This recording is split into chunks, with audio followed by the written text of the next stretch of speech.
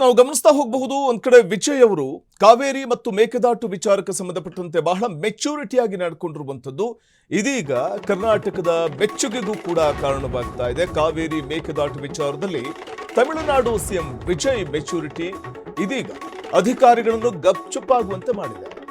ಅಧಿಕಾರಿಗಳಿಗೆ ಗಪ್ಚುಪ್ ಅಂತ ಹೇಳಿರುವಂತದ್ದು ಜೋಸೆಫ್ ವಿಜಯ್.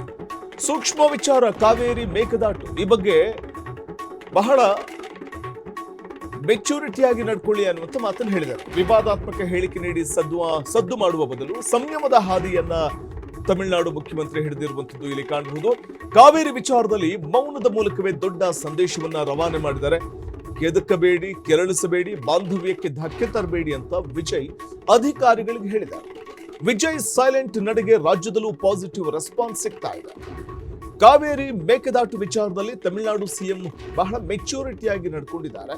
ಇದು ಸಹಜವಾಗಿಯೇ ಅವರ ಅಭಿಮಾನಿಗಳಿಗೂ ಮತ್ತು ಕರ್ನಾಟಕದಲ್ಲಿಯೂ ಕೂಡ ಅವರ ಕುರಿತಾಗಿ ಒಂದು ಮೆಚ್ಚುಗೆ ವ್ಯಕ್ತವಾಗ್ತಾ ಇದೆ. ಕಾವೇರಿ ಮೇಕೆದಾಟು ಬಗ್ಗೆ ದಳಪತಿ ಜನಮೆಚ್ಚುವ ಮಾತನಾಡಿದ್ದಾರೆ. ಯಾಕಂದ್ರೆ ಬಹಳ ಸೂಕ್ಷ್ಮ ವಿಚಾರಗಳು, ವಿವಾದಾತ್ಮಕ ಹೇಳಿಕೆ ನೀಡುವ ಬದಲು ಬಹಳ ಮೆಚೂರಿಟಿಯಾಗಿ ನಡ್ಕೊಳ್ಳಿ ಅನ್ನುವಂಥದ್ದು ವಿಜಯ್ ಹೇಳಿರುವಂಥ ಮಾತು. ಸಂಯಮದ ಹಾದಿಯನ್ನ ಈ ಮೂಲಕ ಹಿಡಿದಿದ್ದಾರೆ ವಿಜಯ್. ಕಾವೇರಿ ವಿಚಾರದಲ್ಲಿ ಮೌನದ ಮೂಲಕವೇ ಅವರು ಈ ಒಂದು ಸೂಚನೆಯನ್ನ ಅಧಿಕಾರಿಗಳಿಗೂ ಕೊಡುವ ಮೂಲಕ ಯಾವುದೇ ರೀತಿಯಲ್ಲೂ ಎರಡೂ ರಾಜ್ಯಗಳ ಬಾಂಧವ್ಯಕ್ಕೆ ಧಕ್ಕೆ ಬಾರದಂತೆ ನಡ್ಕೊಳ್ಳಿ ಅನ್ನುವಂಥ ಒಂದು ಸೂಚನೆಯನ್ನ ನೀಡಿದ್ದಾರೆ. ಕಾವೇರಿ ಮೇಕೆದಾಟು ಬಗ್ಗೆ ದಳಪತಿ ಜನಮೆಚ್ಚುವ ಮಾತನಾಡಿರುವಂಥದ್ದು, ವಿವಾದಾತ್ಮಕ ಹೇಳಿಕೆ ನೀಡಿ ಸದ್ದು ಮಾಡುವ ಬದಲು ಸಂಯಮದ ಹಾದಿಯನ್ನ ಹಿಡಿದಿರುವಂಥದ್ದು ನಾವು ಕಾಣಬಹುದಾಗಿದೆ. ವಿಜಯ್ ಅವರ ಈ ಸ್ಟೇಟ್ಮೆಂಟ್ ನೋಡಿದಾಗ ಕಾವೇರಿ ವಿಚಾರದಲ್ಲಿ ಮೌನದ ಮೂಲಕವೇ ದೊಡ್ಡ ಸಂದೇಶವನ್ನ ರವಾನೆ ಮಾಡಬೇಕು ಅನ್ನೋದು ಅವರ ಒಂದು ನಿರ್ಧಾರ. ಕೆದಕಬೇಡಿ, ಕೆರಳಿಸಬೇಡಿ, ಮತ್ತೆ ಬಾಂಧವ್ಯಕ್ಕೆ ಧಕ್ಕೆ ತರಬೇಡಿ ಅಂತ ವಿಜಯ್ ಹೇಳಿದ್ದಾರೆ. ಇನ್ನು ವಿಜಯ್ ಸೈಲೆಂಟ್ ನಡೆಗೆ ರಾಜ್ಯದಲ್ಲೂ ಪಾಸಿಟಿವ್ ರೆಸ್ಪಾನ್ಸ್ ಸಿಗ್ತಾ ಇದೆ. ದೊಡ್ಡ ಸಂದೇಶವನ್ನ ರವಾನೆ ಮಾಡ್ತಾ ಇರುವಂಥದ್ದು ಕಾವೇರಿ ವಿಚಾರದಲ್ಲಿ ಮೌನದ ಮೂಲಕವೇ. ನೂತನ ಮುಖ್ಯಮಂತ್ರಿ ವಿಜಯ್ ಅವರು ನೂತನ ಪಕ್ಷ ಅಧಿಕಾರಕ್ಕೆ ಬಂದ ನಂತರದಲ್ಲಿ, ದ್ರಾವಿಡೇತರ ಪಕ್ಷ ಅಧಿಕಾರಕ್ಕೆ ಬಂದ ನಂತರದಲ್ಲಿ ತಮಿಳುನಾಡಲ್ಲಿ ವಿಜಯ್, ಟಿವಿಕೆ ಪಕ್ಷದ ಮುಖ್ಯಸ್ಥ ವಿಜಯ್ ತಾವು ಮುಖ್ಯಮಂತ್ರಿಯಾಗಿ ಪದಗ್ರಹಣ ಮಾಡಿದ ನಂತರದಲ್ಲಿ ಅಧಿಕಾರಿಗಳ ಸಭೆಯನ್ನು ಕರೆದಿದ್ರು ಕಾವೇರಿ ನದಿ ನೀರು ವಿಚಾರವಾಗಿ. ಸೊ ಈ ಸಂದರ್ಭದಲ್ಲಿ ಅಧಿಕಾರಿಗಳ ಜೊತೆ ಮಾತಾಡುವಾಗ ಬಹಳ ಮೆಚೂರಿಟಿಯ, ಪ್ರಬುದ್ಧತೆಯ ಮಾತನಾಡಿದ್ದಾರೆ ವಿಜಯ್ ಅವರು. ಯಾಕಂದರೆ ಒಬ್ಬ ಯಾವುದೇ ಕಲಾವಿದ ಸಿನಿಮಾದಲ್ಲಿ ನಾಯಕನಾಗಿದ್ದರೆ ಅಷ್ಟೇ ಸಾಲದು, ನಿಜ ಜೀವನದಲ್ಲೂ ಕೂಡ ಅವನು ನಾಯಕನಾಗಿರಬೇಕಾಗತ್ತೆ. ಸೊ ಅಂಥ ಒಂದು ಮೆಚೂರಿಟಿಯನ್ನು, ಪ್ರಬುದ್ಧತೆಯನ್ನು ಆರಂಭದಲ್ಲೇ ವಿಜಯ್ ತೋರಿಸ್ತಾ ಇರುವಂಥದ್ದು. ಕರ್ನಾಟಕದಿಂದಲೂ ಒಂದು ಪಾಸಿಟಿವ್ ರೆಸ್ಪಾನ್ಸ್ ಸಿಗ್ತಾ ಇದೆ ಅವರ ಈ ನಡೆಗೆ.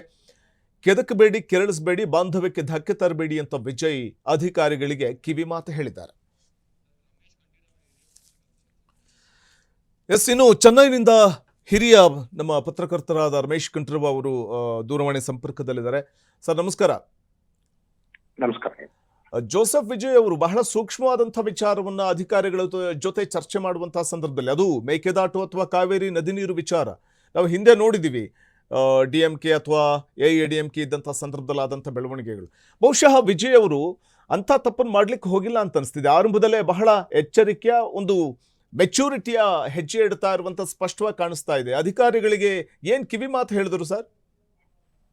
ಇಲ್ಲ, ಅವರು ಏನು ಅಧಿಕಾರ ವಹಿಸ್ಕೊಂಡ್ರು, ರಾಜ್ಯದ ಪರಿಸ್ಥಿತಿ, ರಾಜ್ಯದ ಬೇರೆ ಬೇರೆ ವ್ಯವಹಾರಗಳ ಬಗ್ಗೆ ಅಧಿಕಾರಿಗಳಿಂದ ಮಾಹಿತಿ ಪಡೆಯುವಂತ ಕೆಲಸ ಮಾಡ್ತಾ ಇದ್ದಾರೆ.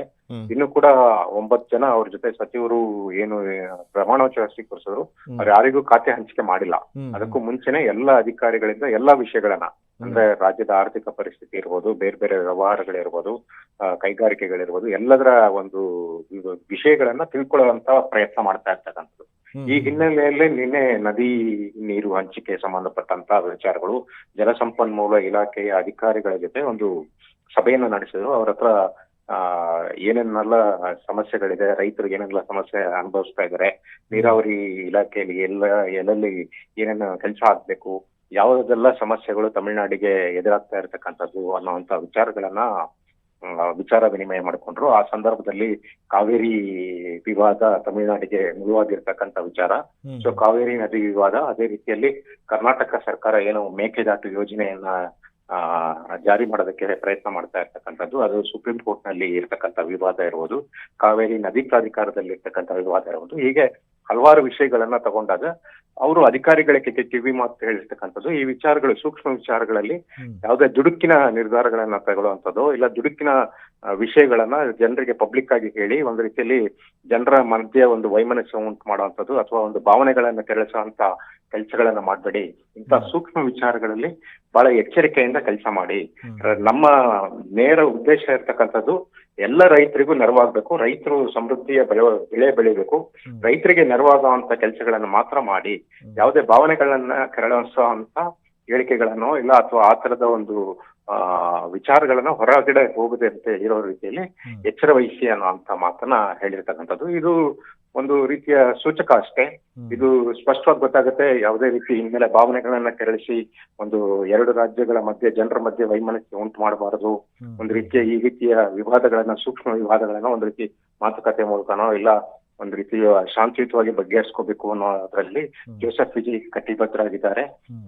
ಎರಡು ರಾಜ್ಯಗಳ ಮಧ್ಯೆ ಒಂದು ಸಮಾಧಾನದ ಶಾಂತಿಯುತ ಒಂದು ಬೆಸುಗೆಯನ್ನ ಹಾಕೋದಕ್ಕೆ ವಿಜಯ್ ಮುಂದಾಗಿದ್ದಾರೆ ಅಂತ ಹೇಳ್ಬೋದು. ನಿಜ.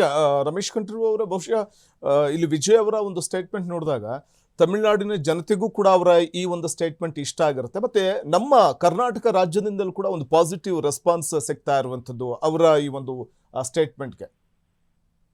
ಹೌದು, ಈ ಕಾವೇರಿ ವಿವಾದಕ್ಕೆ ಸಂಬಂಧಪಟ್ಟಂತೆ ಎರಡು ರಾಜ್ಯಗಳ ಮಧ್ಯೆ ಬಹಳ ದೊಡ್ಡ ದೊಡ್ಡ ಘರ್ಷಣೆಗಳು ನಡೆದಿರ್ತಕ್ಕಂಥದ್ದು. ಅನೇಕ ಬಾರಿ ಬಸ್ಗಳ ಸಂಚಾರ ನಡೆದಿಲ್ಲ, ಸಾಮಾನ್ಯ ಜನರು ಇದರಿಂದ ತೊಂದರೆಗೆ ಒಳಗಾಗಿರ್ತಕ್ಕಂಥದ್ದು. ಬೆಂಗಳೂರಿನಲ್ಲಿ ಈ ಹಿಂದೆ ಒಂದು ದೊಡ್ಡ ಗಲಭೆ ಎಲ್ಲ ಉಂಟಾಗಿರ್ತಕ್ಕಂಥದ್ದು. ಇದೆಲ್ಲ ಹಿನ್ನೆಲೆ ಇದೆ. ಸೊ ಇವರು ಸಮಾಧಾನದಿಂದ ಎರಡೂ ರಾಜ್ಯಗಳಿಗೆ ಒಟ್ಟಾಗಿ ಒಂದು ರೀತಿಯಲ್ಲಿ ರೈತರಿಗೆ ಪರವಾದಂತಹ ಪೂರಕವಾದಂತಹ ನಿರ್ಧಾರಗಳು ಹೊರಗಡೆ ಬರಬೇಕೇ ಹೊರತು ಯಾವುದೇ ಶಾಂತಿ ಕದಡುವಂತ ಕೆಲಸಗಳಾಗಬಾರ್ದು. ಒಂದು ರೀತಿಯ ಉದ್ರೇಕಕಾರಿ ಹೇಳಿಕೆಗಳು ಇಲ್ಲ ವೈಮನಸ್ಯ ಉಂಟು ಮಾಡುವಂತ ಯಾವುದೇ ಒಂದು ವಿಚಾರಗಳು ಬರಬಾರ್ದು ಅನ್ನೋ ಹೇಳಿರ್ತಕ್ಕಂಥದ್ದು ನಿಜವಾಗ್ಲೂ ಸ್ವಾಗತ. ಎಲ್ಲರೂ ಕೂಡ ಇದನ್ನ ಸ್ವಾಗತಿಸ್ತಾರೆ. ಕರ್ನಾಟಕದ ಜನ ಕೂಡ ಶಾಂತಿ ಪ್ರಿಯರು. ಒಂದು ರೀತಿ ಜೋಸೆಫ್ ವಿಜಯ್ ಅವರಿಗೆ ಒಂದು ರೀತಿಯ ಬೆಂಬಲ ಕೂಡ ಕರ್ನಾಟಕದಿಂದನೂ ಕೂಡ ಸಿಗ್ಬಹುದು. ಈ ವಿವಾದಗಳು ಇನ್ನೂ ಕೂಡ ಕಾವೇರಿ ನದಿ ಪ್ರಾಧಿಕಾರದಲ್ಲೂ ಜಲ ಹಂಚಿಕೆ ಒಂದು ಪ್ರಾಧಿಕಾರದಲ್ಲಿ ಇರ್ಬೋದು, ಸುಪ್ರೀಂ ಕೋರ್ಟ್ ನಲ್ಲಿ ಕೂಡ ಬೇರೆ ಬೇರೆ ಹಂತದಲ್ಲಿದೆ. ಸೊ ಅಲ್ಲಿ ಒಂದು ಸುಮುಖವಾಗಿ ಮೇಕೆದಾಟು ಯೋಜನೆ ಇರ್ಬೋದು, ಕಾವೇರಿ ನದಿ ನೀರಿನ ಹಂಚಿಕೆ ವಿವಾದ ಇರ್ಬೋದು, ಸುಮುಖವಾಗಿ ಬಗೆಹರಿಯೋದಕ್ಕೆ ಒಂದು ರೀತಿ ಕಾರಣ ಆಗ್ಬೋದು. ಓಕೆ, ಧನ್ಯವಾದ ರಮೇಶ್ ಕಂಠೀರವ ಅವರೇ. ಹಿರಿಯ ಪತ್ರಕರ್ತರು ಚೆನ್ನೈಯಿಂದ ಮಾತಾಡ್ತಾ ಇದ್ರು. ಅಲ್ಲಿನ ವಿಜಯ್ ಅವರ ಈ ಒಂದು ನಡೆ ಅಲ್ಲಿಯೂ ಕೂಡ ವ್ಯಾಪಕ ಮೆಚ್ಚುಗೆ ಕಾರಣ ಆದರೆ ರಾಜ್ಯದಲ್ಲೂ ಕೂಡ ಒಂದು ಪಾಸಿಟಿವ್ ರೆಸ್ಪಾನ್ಸ್ ಸಿಗ್ತಾ ಇದೆ. ಬಹಳ ಮೆಚುರಿಟಿಯಾಗಿ ಅವರು ಮಾತಾಡಿದ್ದಾರೆ. ಆರಂಭದಲ್ಲೇ CM ಆಗಿ ನೂತನ ಮುಖ್ಯಮಂತ್ರಿ ಆಗ್ತಿದ್ದ ಹಾಗೆಯೇ ಅವರು ಕೊಟ್ಟಂತ ಈ ಒಂದು ಹೇಳಿಕೆ ಮೆಚ್ಚುಗೆಗೆ ಪಾತ್ರವಾಗ್ತಾ ಇರುವುದಂತೂ ನಿಜ.